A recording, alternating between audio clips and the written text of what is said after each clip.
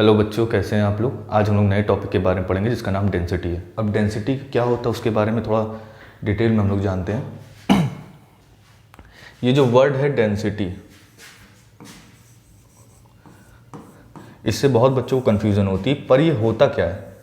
Concentration of anything.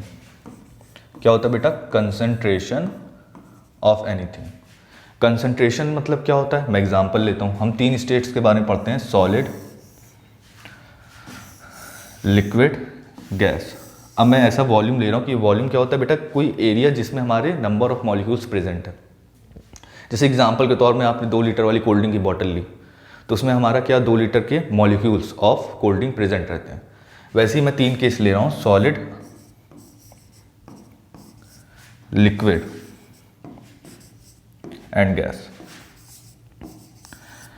अब मैं आपको एक चीज़ समझाता हूँ बच्चों। अगर सॉलिड होगा तो सॉलिड में क्या होता है? कंसंट्रेशन हाई होती है, दैट मीन्स डेंसिटी हाई होती है। अगर कंसंट्रेशन बढ़ता है तो डेंसिटी बढ़ती है। कंसंट्रेशन क्या होता है? किसी भी चीज़ में, किसी भी ऑब्जेक्ट में जितने number of particles and molecules present है। पार्टिकल मॉलिक्यूल्स सेम ही होते हैं, जो एटम्स मॉलिक्यूल जिनसे ये सब कुछ बना हुआ है, उसी पे हमारी डेंसिटी डिपेंड करती है। अब कैसे डिपेंड करती है वो मैं आपको समझाता हूँ। सबसे पहले मैं अभी कुछ देर के लिए इसको भूल जाइए, मैं बताता हूँ क्या करिए। सबसे पहले सॉलिड का केस लेते हैं। अगर मैं सॉलिड में देखता हूं,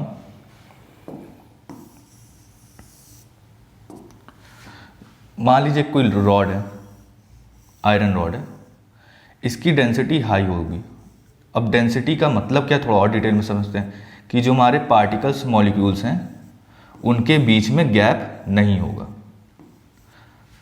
सॉलिड के केस में क्या होता है, जो फिर से मैं बताता हूं आपको बच्चों, जो ये आपको मॉलिक्यूल्स दिख रहे हैं इनके बीच में कोई भी गैप नहीं होगा। अगर गैप नहीं होगा दैट मीन्स कि हमारी डेंसिटी क्या है बच्चों? हाई है। फिर से मैं बता रहा हूँ, ये जो मॉलिक्यूल्स हैं इनके बीच में, जैसे मैंने ये 2 मॉलिक्यूल्स बनाए, ये सॉलिड के मॉलिक्यूल्स हैं, इनके बीच में जो गैप नहीं आपको दिख रहा है, ये जो बीच में गैप नहीं है, यही हमें क्या बता रहा है कि इनके बीच में स्पेस जो था वो खाली नहीं है। इसका मतलब इसकी डेंसिटी हाई है। अगर मॉलिक्यूल्स एकदम पास है तो डेंसिटी हाई है, अगर मॉलिक्यूल्स दूर है तो डेंसिटी हमारी लो है। अब इसी वजह से ये सॉलिड है क्योंकि इसकी डेंसिटी हाई है, इनके मॉलिक्यूल्स के बीच में गैप नहीं है। अब आते हैं हम लोग लिक्विड में। लिक्विड में इन मॉलिक्यूल्स के बीच में थोड़ा सा गैप हो जाता है, इन मॉलिक्यूल्स के बीच में थोड़ा सा गैप हो जाता है, तो इसलिए ये लिक्विड कहलाता है और इसकी डेंसिटी इससे कम होती है। जैसे मैं मान लेता हूँ डेंसिटी 1, डेंसिटी 2, डेंसिटी 3, D3।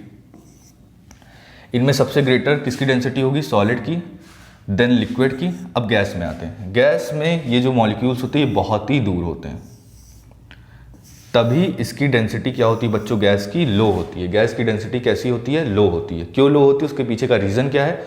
जिनके मॉलिक्यूल्स के बीच में आपको गैप दिख रहा है, सॉलिड में सबसे क्लोज होते हैं, इसलिए इसकी डेंसिटी हाई होती है।